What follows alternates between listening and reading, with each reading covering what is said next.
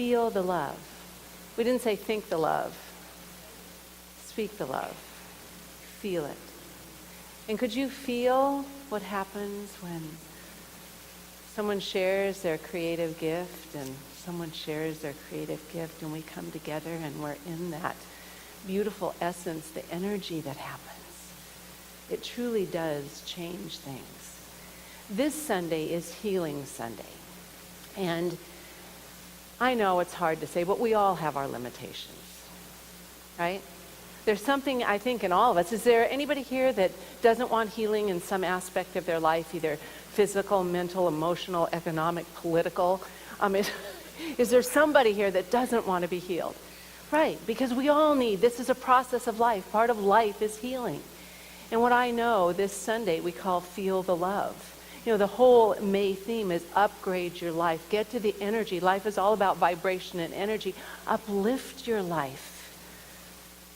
To be in alignment in that vibration of love, because love heals. Love changes things. Love gives us a perspective that we don't get when we're in a lower vibration or a lower energy. Here's what Ernest Holmes says about love.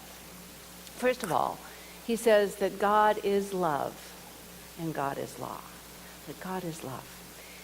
He says love is the greatest spiritual energy, the greatest healing power, the thing that binds people together, and it is the only security. Love changes things. Love is a cosmic sweep that is irresistible. That's beyond the mind. That's more of the feeling tone of the cosmic sweep that is irresistible. So today is about, for me, for each of us to be in a place to be willing to be healed, to uplift our thoughts, and to move to a place of healing our lives so we can be that beneficial presence, that we can be an energetic presence that shares the good and truly does impact the world. Our first service on the third Sundays, which is our Healing Sunday, is a contemplative Taizé service.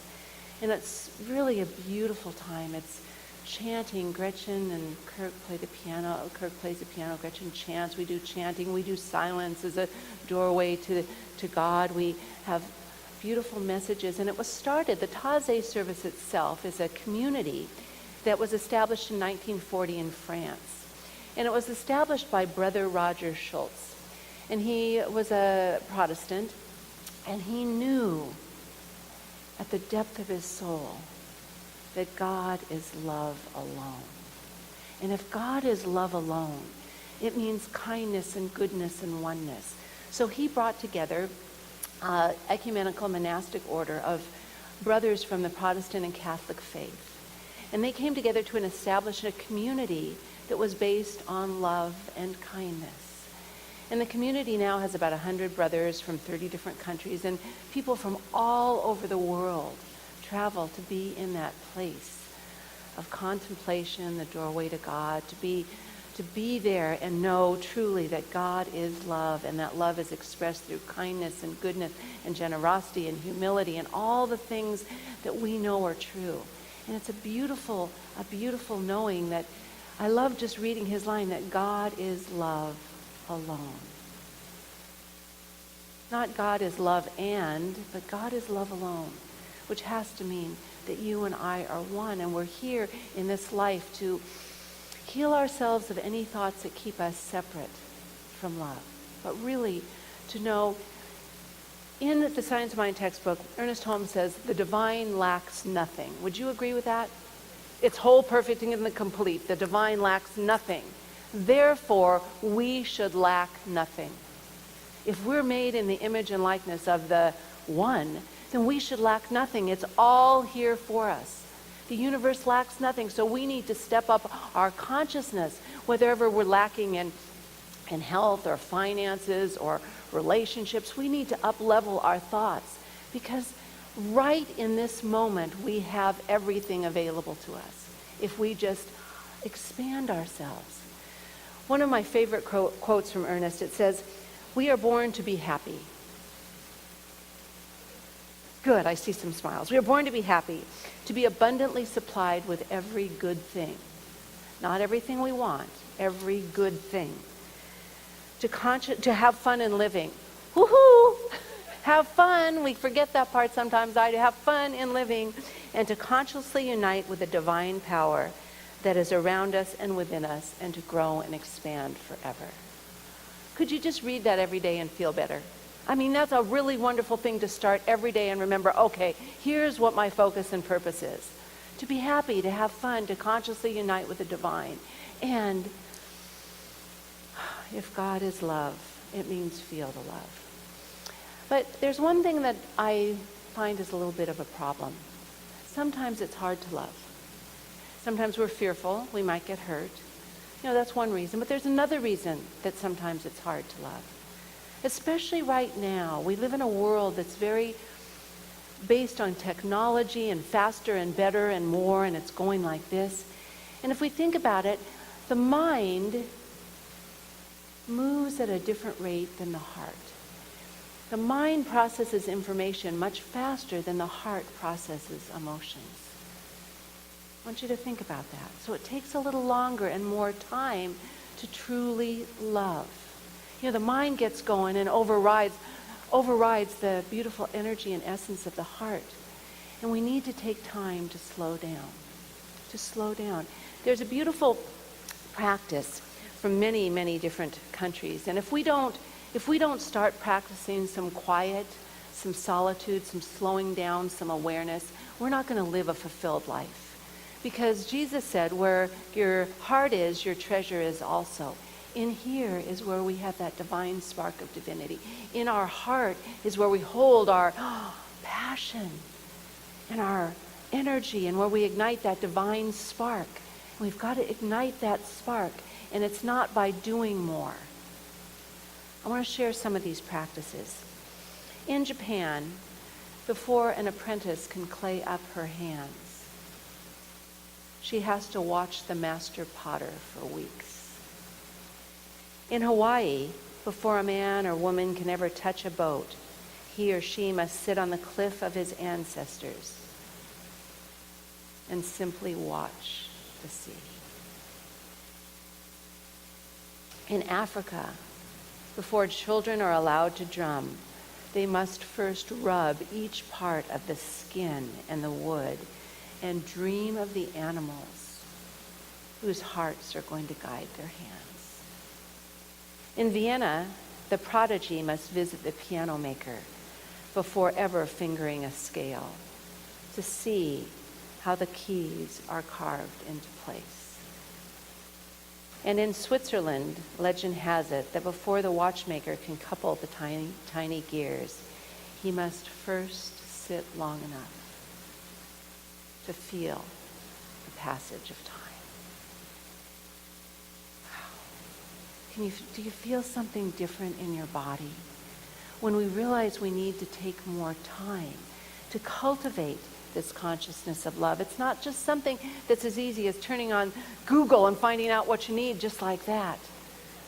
It's an inward presence, activating the wholeness within us, activating what we already know right now. It takes practice for us. And I know right now, can you think in your own life where you could just carve out a little more time? Whatever you love, I don't know. I love to watch the birds, and I love to see them and their interaction. And when you spend more time just watching, you learn more, and you become one and connected. And then, you know what? When you love comes back to you. And you notice they start loving you more and paying more attention and being there. We know truly that our life, our experience of life, doesn't depend on what happens to us. Would you agree with me? It's the point of view that we handle what happens to us. I mean, if we handle things in a limited sense of point of view, then our life is going to be very tight and restricted. But if we expand and think in a greater way, miracles happen. There is a Tibetan parable that talks about when you put a tablespoon of salt in a little tiny cup of water and you drink it. It's terrible. It's salty and it's bitter and you don't like it. But if you put that same tablespoon of salt in a giant crystal blue lake. The salt has no effect. The water still tastes sweet. And it's something for us. We all, as I said in the beginning, have limitations, but what container are we putting that limitation in? Are we putting it in a small container of, there's only so much, and this is never going to get any better, and are we limiting it by the thoughts we have of limitation, not enough, lack, or are we putting it in a container of enoughness? Imagine if does everybody have a problem that they can just, it doesn't have to be a big one, but just one you can think of. If you stuff it in a small container of, there's only so much good, and I don't know if I get any, and taking that same problem and putting it in a container of love. When we put things in a container of love, new possibilities happen. We can ask, oh my gosh, here's something how am I going to be changed by this situation? How am I going to be healed? What lesson is in it for me? What new thing wants to be revealed? Something new happens when our container gets larger. Would you agree? So, I'm going to tell you something that makes me sad. I feel, I love this community. I love this center.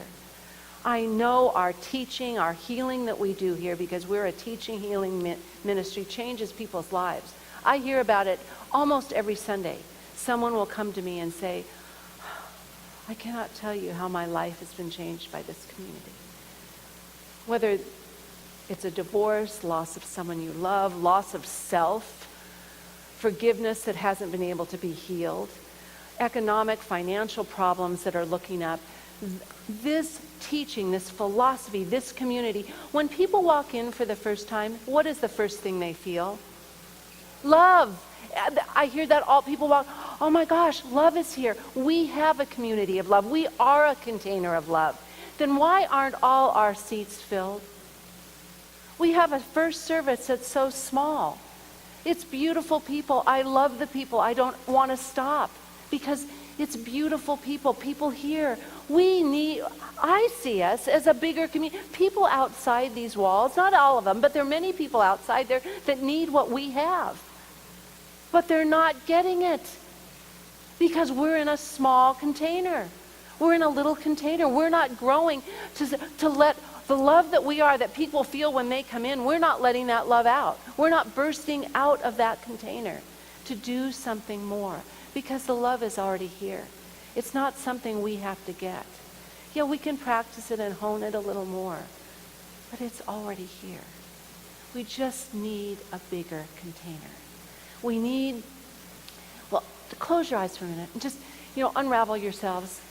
Because the love is already there. But what we need to do is we need to get a bigger container. And I don't know what that container looks like, but we need to get our message of love, which happens at a vibrational level. It's not, yes, speaking it, doing our part on the physical plane works, but we can also send it out there.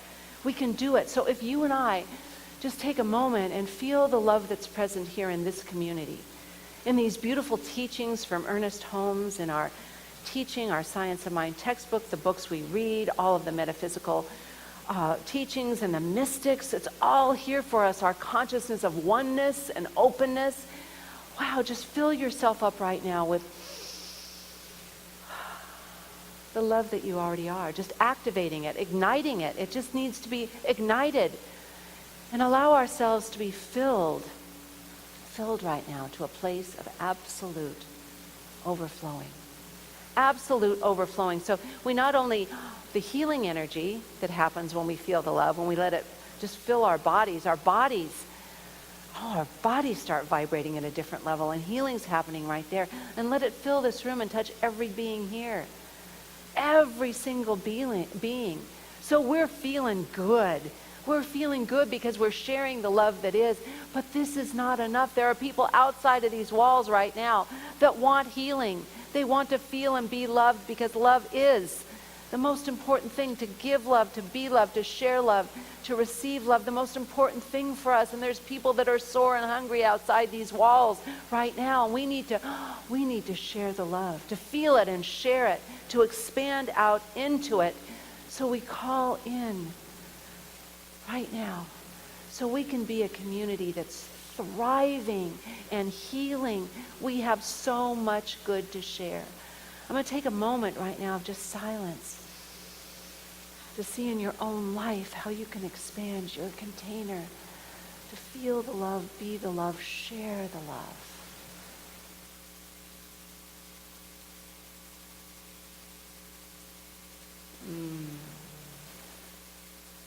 How good it feels.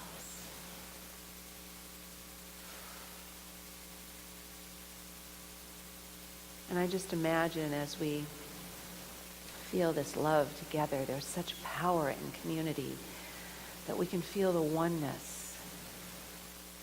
We can feel the healing. We can feel not only our oneness with each other, but when we feel the love, and since love is God, we feel the power and presence of infinite possibility, creative potential, God in our lives right now. How good it feels. And let's just call it in. Just call it in. Let's just call in the beings right now that are meant to be part of this community, that we can be that thriving and alive community that I always see us as right now. It's happening. Woo. Definitely happening. I feel it right now. It's a beautiful thing. A beautiful thing. Is Julie here? Julie, thank you for the beautiful song that you gave us, your gift this morning, The Instrument of Peace from St. Francis of Assisi.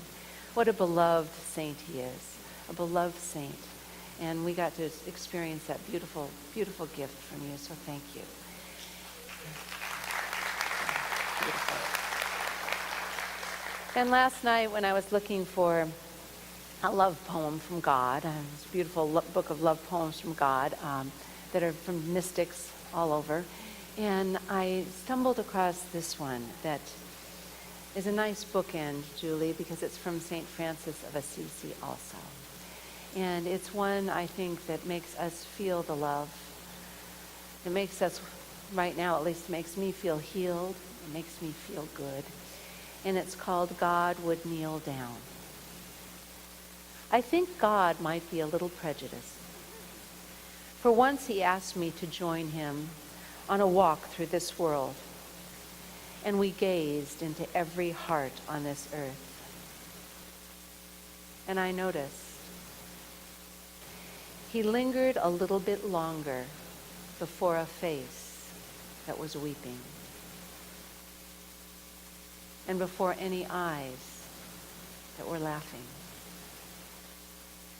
And sometimes when we passed a soul in worship, God would kneel down. I have come to learn that God adores its creation. God adores its creation. Just feel that love. And that's by St. Francis of Assisi, and his byline for that is, no one lives outside the walls of this sacred existence. There's not a person that's not loved or touched by God's good. And so my invitation for us today is to leave there recognizing how much we're loved. There's just no question about it. The only limitation we have is our container's too small. We're not opening ourselves to realize the love that's already there. We have to be open and available. Boy, am I loved. I've got to remember that and go out and be that. Be that. Share it, because our world needs it. We need it. Our world needs it. Be the love that you already are. And when we decide that we are loved and really embody it and feel it, it cleanses any false resentments and lack of forgiveness and judgments we have. We're able to see a bigger picture. We are able, when we're looking through the eyes of love, what looks back at us? What looks back at us? That's right, because that's the only thing that can happen, because the observer affects what's being observed. Quantum physics tells us that. So we have to know when we go out there with a new vision, we're helping to uplift a new vibration. Do you think our planet needs it right now? Yes, and we're the ones to do it. We can't say, oh, well, look, the person next to me, because sometimes there isn't someone next to you. And we've got to be the ones to do that. So my challenge, my charge for us is to be the ones. Are you ready? Okay, just say after me, I'm a container of love. I'm filled to the brim and overflowing. I go from here. I walk in love. I stand in peace. I see the abundance. How blessed I am. And just say to the person next to you, give them some love and say, and so are you.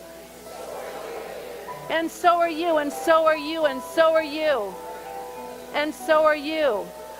And so it is. God bless you all. I love each and every one of you. I love you all. How good it is.